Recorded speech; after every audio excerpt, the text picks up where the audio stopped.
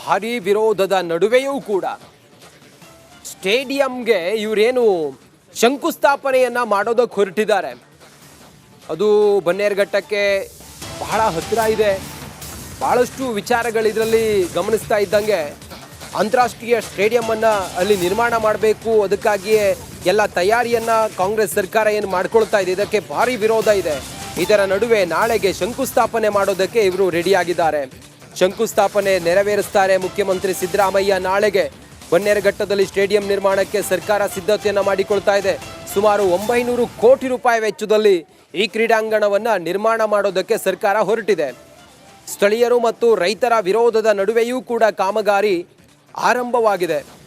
ನಾಳೆ ರಾಜ್ಯ ಸರ್ಕಾರದಿಂದ ಸ್ಟೇಡಿಯಂ ಶಂಕುಸ್ಥಾಪನೆ ಕಾರ್ಯಕ್ರಮ ನಾಳೆಗೆ ನಡೆಯುತ್ತೆ. ಸುಮಾರು 900 ಕೋಟಿ ರೂಪಾಯಿ ವೆಚ್ಚದಲ್ಲಿ ಈ ಕ್ರೀಡಾಂಗಣವನ್ನು ನಿರ್ಮಾಣ ಮಾಡೋದಕ್ಕೆ ಸರ್ಕಾರ ಹೊರಟಿದೆ. ಅದು ಬನ್ನೇರುಘಟ್ಟಕ್ಕೆ ಬಹಳ ಹತ್ತಿರ ಇರುವಂಥ ಜಾಗ. ಅಲ್ಲಿ ಕೆಲವು ಶಾಸಕರುಗಳ ಪ್ರಾಪರ್ಟಿ ಕೂಡ ಇದೆ. ಈ ಕಾರಣದಿಂದ ಅನ್ನೋದು ಒಂದಿಷ್ಟು ಚರ್ಚೆ. ಇದ್ರ ನಡುವೆ ಅಲ್ಲಿ ಮಾಡಲೇಬಾರ್ದು, ಯಾಕಂತ ಹೇಳಿದರೆ ಅಲ್ಲಾಗುವಂಥ ಗೌಜು ಗದ್ದಲಗಳು ಪ್ರಾಣಿಗಳಿಗೆಲ್ಲ ಭಾಳ ತೊಂದರೆ ಆಗುತ್ತೆ ಅನ್ನೋದು ಕೂಡ ಇಲ್ಲಿರುವಂಥ ವಿಚಾರ. ಬನ್ನೇರುಘಟ್ಟ ಉದ್ಯಾನವನದಿಂದ ಸುಮಾರು 1.5 ಕಿಲೋಮೀಟರ್ ಸಮೀಪದಲ್ಲಿ ಈಗ ಏನು ಕ್ರೀಡಾಂಗಣ ಮಾಡಬೇಕು ಅಂದ್ಕೊಂಡಿದ್ದಾರಲ್ಲ ಆ ಸ್ಥಳವಿದೆ. ವನ್ಯಜೀವಿ ಧಾಮ ಮಲೆ ಮಹದೇಶ್ವರ ಬೆಟ್ಟಕ್ಕೂ ಕೂಡ ಇದು ಸಂಪರ್ಕವನ್ನು ಕಲ್ಪಿಸುತ್ತೆ. ಇದು ಬಹಳ ಸೂಕ್ಷ್ಮ ಅರಣ್ಯ ಪ್ರದೇಶ. ಈ ಹಿನ್ನೆಲೆಯಲ್ಲಿ ಭಾರಿ ವಿರೋಧ ಇದೆ. ಪ್ರೇಕ್ಷಕರ ಕೂಗಾಟ, ಅರಚಾಟ, ಸಂಚಾರದ ದಟ್ಟಣೆ, ಅಲ್ಲಿರುವಂಥ ಪ್ರಾಣಿಗಳಿಗೆ, ವನ್ಯಜೀವಿಗಳಿಗೆ ಸಂಚಕಾರ ಆಗುತ್ತೆ ಅನ್ನೋದು ಎಲ್ಲರ ಆರೋಪ.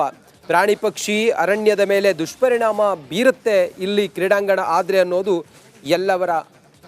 ಎಲ್ಲರ ಕಾಳಜಿಯೂ ಆಗಿದೆ.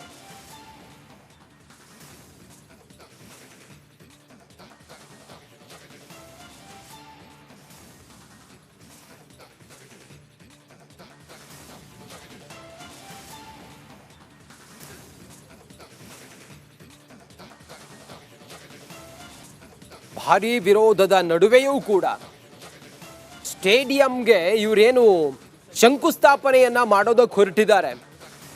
ಅದು ಬನ್ನೇರುಘಟ್ಟಕ್ಕೆ ಬಹಳ ಹತ್ತಿರ ಇದೆ.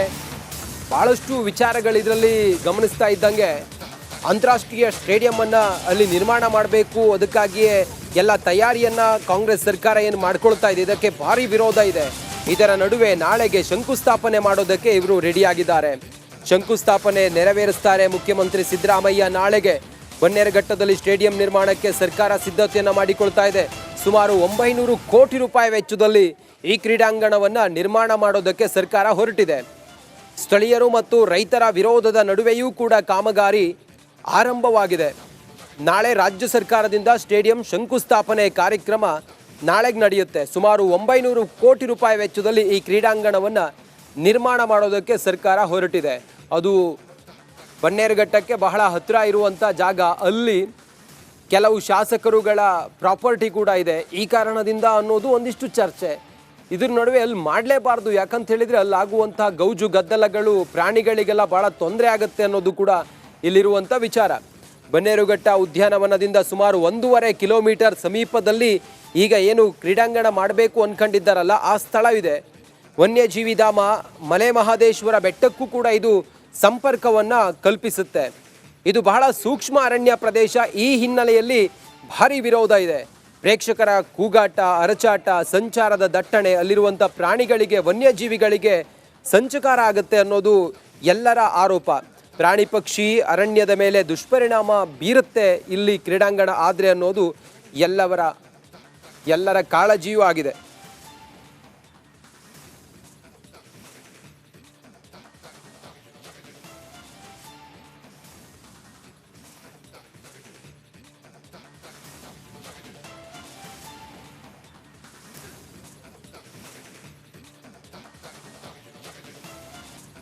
ಭಾರೀ ವಿರೋಧದ ನಡುವೆಯೂ ಕೂಡ ಸ್ಟೇಡಿಯಂಗೆ ಇವರೇನು ಶಂಕುಸ್ಥಾಪನೆಯನ್ನ ಮಾಡೋದಕ್ಕೆ ಹೊರಟಿದ್ದಾರೆ.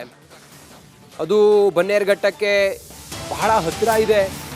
ಬಹಳಷ್ಟು ವಿಚಾರಗಳು ಇದರಲ್ಲಿ ಗಮನಿಸ್ತಾ ಇದ್ದಂಗೆ ಅಂತಾರಾಷ್ಟ್ರೀಯ ಸ್ಟೇಡಿಯಂನ್ನು ಅಲ್ಲಿ ನಿರ್ಮಾಣ ಮಾಡಬೇಕು, ಅದಕ್ಕಾಗಿಯೇ ಎಲ್ಲ ತಯಾರಿಯನ್ನು ಕಾಂಗ್ರೆಸ್ ಸರ್ಕಾರ ಏನು ಮಾಡ್ಕೊಳ್ತಾ ಇದೆ, ಇದಕ್ಕೆ ಭಾರಿ ವಿರೋಧ ಇದೆ. ಇದರ ನಡುವೆ ನಾಳೆಗೆ ಶಂಕುಸ್ಥಾಪನೆ ಮಾಡೋದಕ್ಕೆ ಇವರು ರೆಡಿಯಾಗಿದ್ದಾರೆ. ಶಂಕುಸ್ಥಾಪನೆ ನೆರವೇರಿಸ್ತಾರೆ ಮುಖ್ಯಮಂತ್ರಿ ಸಿದ್ದರಾಮಯ್ಯ. ನಾಳೆಗೆ ಬನ್ನೇರುಘಟ್ಟದಲ್ಲಿ ಸ್ಟೇಡಿಯಂ ನಿರ್ಮಾಣಕ್ಕೆ ಸರ್ಕಾರ ಸಿದ್ಧತೆಯನ್ನು ಮಾಡಿಕೊಳ್ತಾ ಇದೆ. ಸುಮಾರು 900 ಕೋಟಿ ರೂಪಾಯಿ ವೆಚ್ಚದಲ್ಲಿ ಈ ಕ್ರೀಡಾಂಗಣವನ್ನು ನಿರ್ಮಾಣ ಮಾಡೋದಕ್ಕೆ ಸರ್ಕಾರ ಹೊರಟಿದೆ. ಸ್ಥಳೀಯರು ಮತ್ತು ರೈತರ ವಿರೋಧದ ನಡುವೆಯೂ ಕೂಡ ಕಾಮಗಾರಿ ಆರಂಭವಾಗಿದೆ. ನಾಳೆ ರಾಜ್ಯ ಸರ್ಕಾರದಿಂದ ಸ್ಟೇಡಿಯಂ ಶಂಕುಸ್ಥಾಪನೆ ಕಾರ್ಯಕ್ರಮ ನಾಳೆಗೆ ನಡೆಯುತ್ತೆ. ಸುಮಾರು 900 ಕೋಟಿ ರೂಪಾಯಿ ವೆಚ್ಚದಲ್ಲಿ ಈ ಕ್ರೀಡಾಂಗಣವನ್ನು ನಿರ್ಮಾಣ ಮಾಡೋದಕ್ಕೆ ಸರ್ಕಾರ ಹೊರಟಿದೆ. ಅದು ಬನ್ನೇರುಘಟ್ಟಕ್ಕೆ ಬಹಳ ಹತ್ತಿರ ಇರುವಂಥ ಜಾಗ. ಅಲ್ಲಿ ಕೆಲವು ಶಾಸಕರುಗಳ ಪ್ರಾಪರ್ಟಿ ಕೂಡ ಇದೆ. ಈ ಕಾರಣದಿಂದ ಅನ್ನೋದು ಒಂದಿಷ್ಟು ಚರ್ಚೆ. ಇದ್ರ ನಡುವೆ ಅಲ್ಲಿ ಮಾಡಲೇಬಾರ್ದು, ಯಾಕಂತ ಹೇಳಿದರೆ ಅಲ್ಲಿ ಆಗುವಂಥ ಗೌಜು ಗದ್ದಲಗಳು ಪ್ರಾಣಿಗಳಿಗೆಲ್ಲ ಭಾಳ ತೊಂದರೆ ಆಗುತ್ತೆ ಅನ್ನೋದು ಕೂಡ ಇಲ್ಲಿರುವಂಥ ವಿಚಾರ. ಬನ್ನೇರುಘಟ್ಟ ಉದ್ಯಾನವನದಿಂದ ಸುಮಾರು 1.5 ಕಿಲೋಮೀಟರ್ ಸಮೀಪದಲ್ಲಿ ಈಗ ಏನು ಕ್ರೀಡಾಂಗಣ ಮಾಡಬೇಕು ಅಂದ್ಕೊಂಡಿದ್ದಾರಲ್ಲ ಆ ಸ್ಥಳವಿದೆ. ವನ್ಯಜೀವಿ ಧಾಮ ಮಲೆ ಮಹದೇಶ್ವರ ಬೆಟ್ಟಕ್ಕೂ ಕೂಡ ಇದು ಸಂಪರ್ಕವನ್ನು ಕಲ್ಪಿಸುತ್ತೆ. ಇದು ಬಹಳ ಸೂಕ್ಷ್ಮ ಅರಣ್ಯ ಪ್ರದೇಶ. ಈ ಹಿನ್ನೆಲೆಯಲ್ಲಿ ಭಾರಿ ವಿರೋಧ ಇದೆ. ಪ್ರೇಕ್ಷಕರ ಕೂಗಾಟ, ಅರಚಾಟ, ಸಂಚಾರದ ದಟ್ಟಣೆ, ಅಲ್ಲಿರುವಂಥ ಪ್ರಾಣಿಗಳಿಗೆ, ವನ್ಯಜೀವಿಗಳಿಗೆ ಸಂಚಕಾರ ಆಗುತ್ತೆ ಅನ್ನೋದು ಎಲ್ಲರ ಆರೋಪ. ಪ್ರಾಣಿ ಪಕ್ಷಿ ಅರಣ್ಯದ ಮೇಲೆ ದುಷ್ಪರಿಣಾಮ ಬೀರುತ್ತೆ ಇಲ್ಲಿ ಕ್ರೀಡಾಂಗಣ ಆದರೆ ಅನ್ನೋದು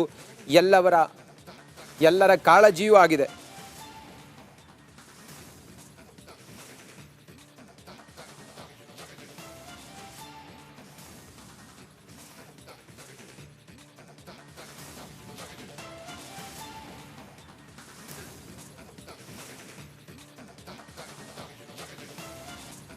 ಭಾರೀ ವಿರೋಧದ ನಡುವೆಯೂ ಕೂಡ ಸ್ಟೇಡಿಯಂಗೆ ಇವರೇನು ಶಂಕುಸ್ಥಾಪನೆಯನ್ನು ಮಾಡೋದಕ್ಕೆ ಹೊರಟಿದ್ದಾರೆ. ಅದು ಬನ್ನೇರುಘಟ್ಟಕ್ಕೆ ಬಹಳ ಹತ್ತಿರ ಇದೆ. ಭಾಳಷ್ಟು ವಿಚಾರಗಳು ಇದರಲ್ಲಿ ಗಮನಿಸ್ತಾ ಇದ್ದಂಗೆ ಅಂತಾರಾಷ್ಟ್ರೀಯ ಸ್ಟೇಡಿಯಮನ್ನು ಅಲ್ಲಿ ನಿರ್ಮಾಣ ಮಾಡಬೇಕು, ಅದಕ್ಕಾಗಿಯೇ ಎಲ್ಲ ತಯಾರಿಯನ್ನು ಕಾಂಗ್ರೆಸ್ ಸರ್ಕಾರ ಏನು ಮಾಡ್ಕೊಳ್ತಾ ಇದೆ, ಇದಕ್ಕೆ ಭಾರಿ ವಿರೋಧ ಇದೆ. ಇದರ ನಡುವೆ ನಾಳೆಗೆ ಶಂಕುಸ್ಥಾಪನೆ ಮಾಡೋದಕ್ಕೆ ಇವರು ರೆಡಿಯಾಗಿದ್ದಾರೆ. ಶಂಕುಸ್ಥಾಪನೆ ನೆರವೇರಿಸ್ತಾರೆ ಮುಖ್ಯಮಂತ್ರಿ ಸಿದ್ದರಾಮಯ್ಯ. ನಾಳೆಗೆ ಬನ್ನೇರುಘಟ್ಟದಲ್ಲಿ ಸ್ಟೇಡಿಯಂ ನಿರ್ಮಾಣಕ್ಕೆ ಸರ್ಕಾರ ಸಿದ್ಧತೆಯನ್ನು ಮಾಡಿಕೊಳ್ತಾ ಇದೆ. ಸುಮಾರು 900 ಕೋಟಿ ರೂಪಾಯಿ ವೆಚ್ಚದಲ್ಲಿ ಈ ಕ್ರೀಡಾಂಗಣವನ್ನು ನಿರ್ಮಾಣ ಮಾಡೋದಕ್ಕೆ ಸರ್ಕಾರ ಹೊರಟಿದೆ. ಸ್ಥಳೀಯರು ಮತ್ತು ರೈತರ ವಿರೋಧದ ನಡುವೆಯೂ ಕೂಡ ಕಾಮಗಾರಿ ಆರಂಭವಾಗಿದೆ. ನಾಳೆ ರಾಜ್ಯ ಸರ್ಕಾರದಿಂದ ಸ್ಟೇಡಿಯಂ ಶಂಕುಸ್ಥಾಪನೆ ಕಾರ್ಯಕ್ರಮ ನಾಳೆಗೆ ನಡೆಯುತ್ತೆ. ಸುಮಾರು 900 ಕೋಟಿ ರೂಪಾಯಿ ವೆಚ್ಚದಲ್ಲಿ ಈ ಕ್ರೀಡಾಂಗಣವನ್ನು ನಿರ್ಮಾಣ ಮಾಡೋದಕ್ಕೆ ಸರ್ಕಾರ ಹೊರಟಿದೆ. ಅದು ಬನ್ನೇರುಘಟ್ಟಕ್ಕೆ ಬಹಳ ಹತ್ತಿರ ಇರುವಂಥ ಜಾಗ. ಅಲ್ಲಿ ಕೆಲವು ಶಾಸಕರುಗಳ ಪ್ರಾಪರ್ಟಿ ಕೂಡ ಇದೆ. ಈ ಕಾರಣದಿಂದ ಅನ್ನೋದು ಒಂದಿಷ್ಟು ಚರ್ಚೆ. ಇದ್ರ ನಡುವೆ ಅಲ್ಲಿ ಮಾಡಲೇಬಾರ್ದು, ಯಾಕಂತ ಹೇಳಿದರೆ ಅಲ್ಲಿ ಆಗುವಂಥ ಗೌಜು ಗದ್ದಲಗಳು ಪ್ರಾಣಿಗಳಿಗೆಲ್ಲ ಭಾಳ ತೊಂದರೆ ಆಗುತ್ತೆ ಅನ್ನೋದು ಕೂಡ ಇಲ್ಲಿರುವಂಥ ವಿಚಾರ. ಬನ್ನೇರುಘಟ್ಟ ಉದ್ಯಾನವನದಿಂದ ಸುಮಾರು 1.5 ಕಿಲೋಮೀಟರ್ ಸಮೀಪದಲ್ಲಿ ಈಗ ಏನು ಕ್ರೀಡಾಂಗಣ ಮಾಡಬೇಕು ಅಂದ್ಕೊಂಡಿದ್ದಾರಲ್ಲ ಆ ಸ್ಥಳವಿದೆ. ವನ್ಯಜೀವಿ ಧಾಮ ಮಲೆ ಮಹದೇಶ್ವರ ಬೆಟ್ಟಕ್ಕೂ ಕೂಡ ಇದು